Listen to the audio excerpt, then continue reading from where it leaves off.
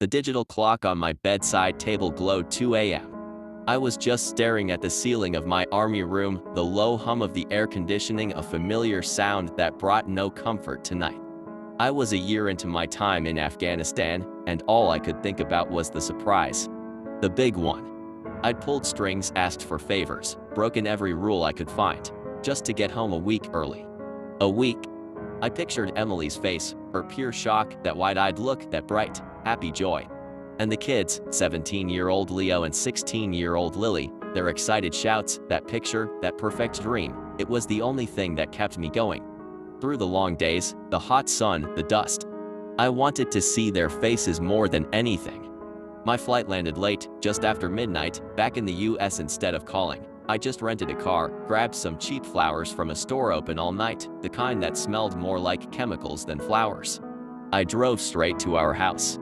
The porch light was off, which wasn't strange. I quietly unlocked the front door, the key turning with a familiar click that used to feel like coming home. I stepped inside, my heart pounding with excitement, ready to call out their names. But I didn't. There were shoes by the door that weren't mine. A man's shoes. And a jacket hanging over the railing. My breath caught. I moved through the quiet house, those cheap flowers suddenly feeling heavy and silly in my hand. The bedroom door was slightly open. A thin line of light escaped. I pushed it open. And then the world stopped. Emily was there, in our bed, with my brother, Mark. My mind just spun. It was like a punch to the stomach, much worse than any I'd ever taken in a fight. All the love, all the trust, all the sacrifices I'd made, everything just blew up into a million pieces. The anger, sharp and cold, hit me right away. I didn't say a word. I couldn't. My tongue was thick. Paralyzed. I just stood there, those roses now a squashed, sad mess in my hand, watching the betrayal happen right in front of me. Mark scrambled, Emily gasped, pulling the sheet tighter, her face frozen in horror. They both started talking then, the words tumbling out, a flood of noise I barely understood. "David, wait!" Emily cried, her voice high and scared. "It's not what you think." But it absolutely was what I thought. "We can explain," Mark stammered, pulling the sheets tighter around himself, his face pale and slick with sweat. It just happened. We didn't mean for this, Dave." He actually called me Dave, like old times, like nothing was wrong, like he wasn't in my bed with my wife. I was so lonely, Emily whimpered, tears already starting to run down her face, the same way they always did when she wanted something, or when she wanted me to feel sorry for her. "You were gone so long, David." He was here, he was just comforting me. Comforting her? My own brother. My mind screamed. Mark nodded along, adding his own pathetic excuse.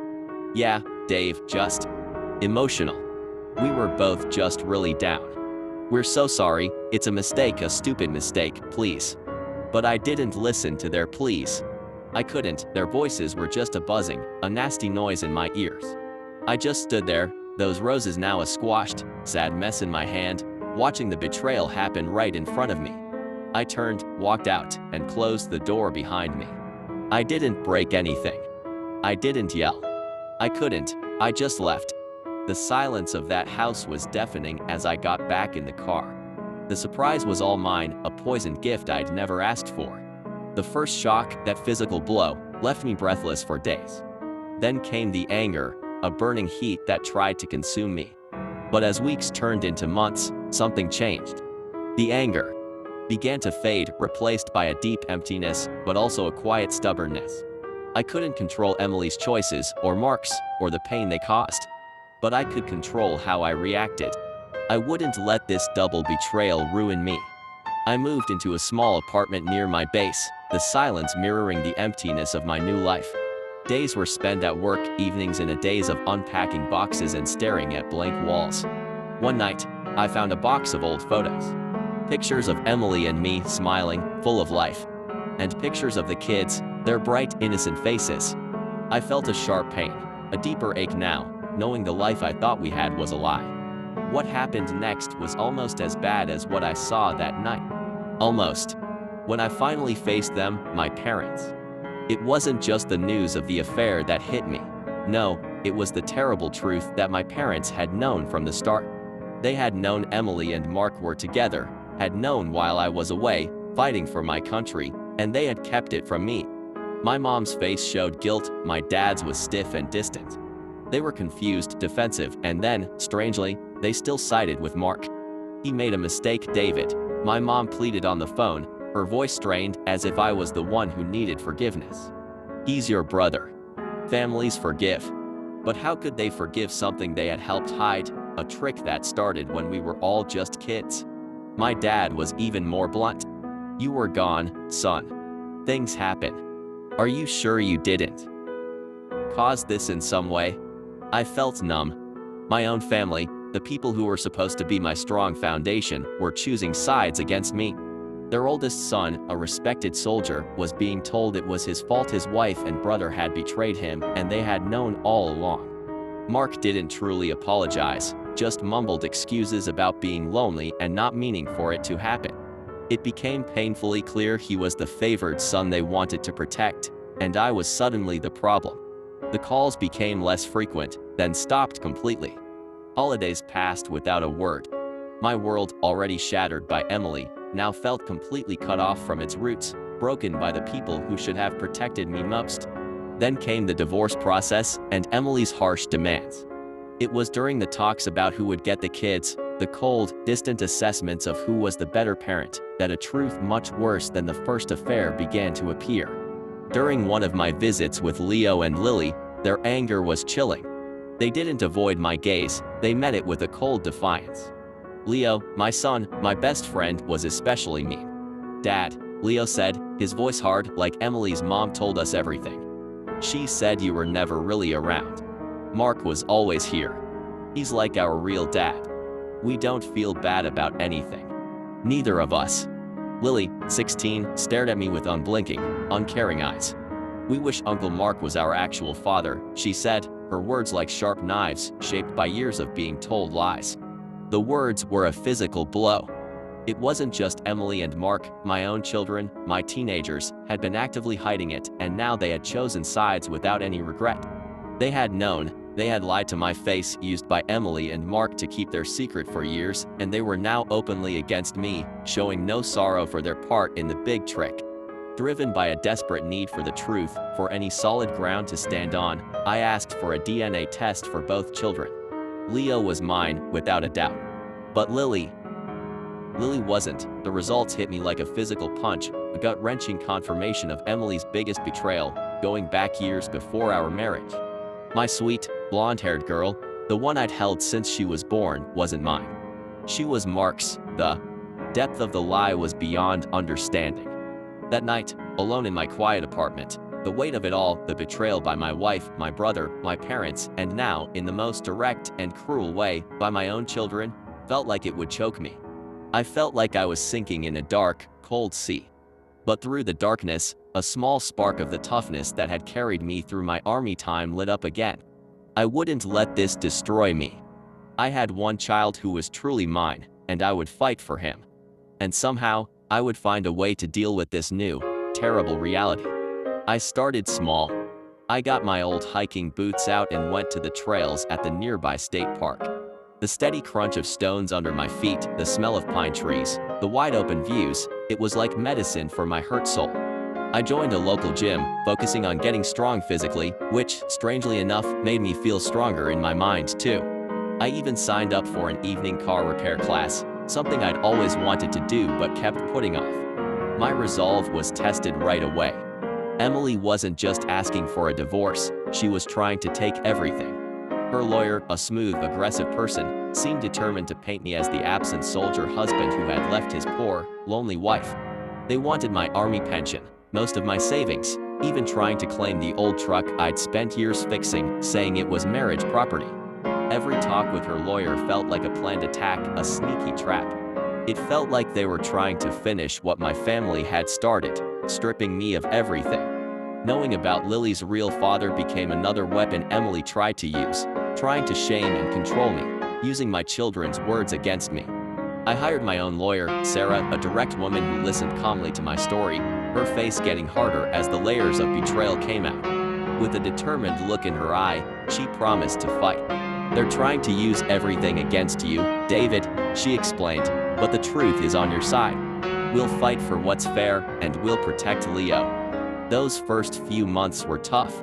I had to live through the betrayal again and again, explaining our money history, digging up old receipts, and now, dealing with the painful truth about Lily and my children's cruel words and their complete lack of regret. Emily suddenly claimed to have serious health issues, to be unable to work even though pictures I'd seen on social media showed her on vacations and seemingly having a good time. It was tiring, mentally draining, and often left me feeling completely empty. Some days, I just wanted to give up, sign whatever they put in front of me, and make it all stop. The idea of losing everything I'd worked for, especially with the added weight of this family earthquake, was almost too much to bear. It was during one of these dark, overwhelming times that I found myself at the local animal shelter.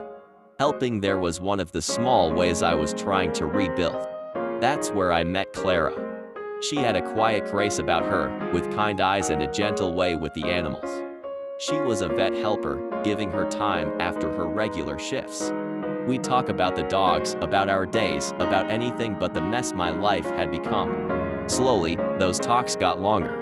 Clara never pushed for details, but she listened.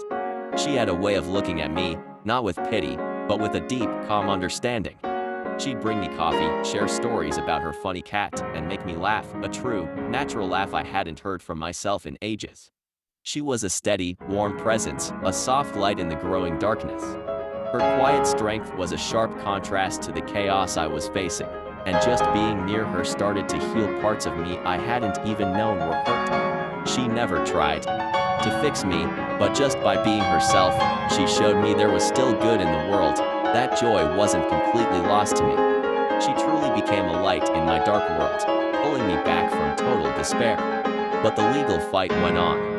Emily was pushing hard for a much bigger payment, her lawyer almost sneering at me during every meeting. Sarah, however, was a strong fighter. She looked closely at Emily's claims, finding errors in her health records and even managing to use some of those social media posts in court to counter Emily's image of herself. The turning point came during a very tense meeting. Emily was pushing hard for a much bigger payment, her lawyer almost sneering. Sarah, however, had one last trick. She showed papers that proved Emily had been getting disability payments from an old injury before our marriage and, importantly, had failed to tell anyone about it in our shared financial statements or during the divorce process. It wasn't about the amount, but the clear lie, a clear attempt to cheat me. The room went silent.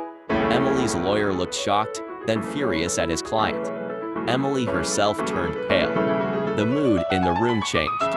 It was a close call, a moment where their aggressive plan failed, and the power shifted back to me. I'd almost lost everything, and the added weight of Lily's real father and my children's anger made the stakes feel incredibly high.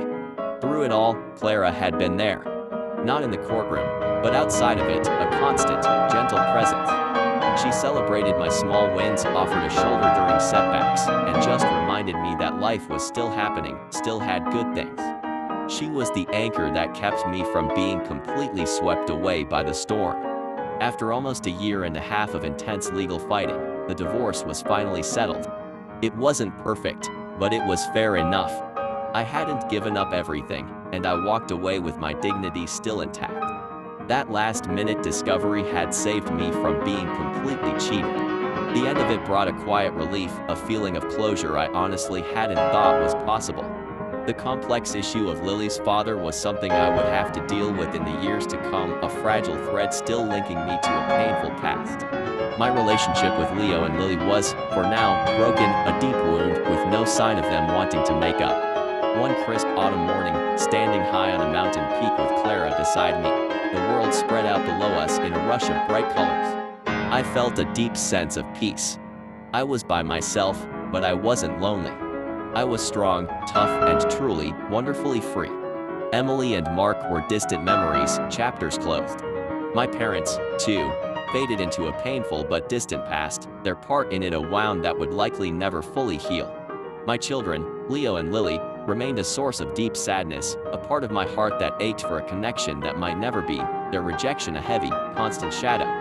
I turned to Clara, her smile radiating warmth, and knew that my journey of finding myself hadn't led me to revenge, but to something much more valuable, a deep understanding of my own strength, a strong belief in the good things I still cared about, and the independent happiness I was building, bit by bit, with a new light guiding my way forward, even with the shadows of the past and the deep, unregretted betrayals that had shaped my entire life.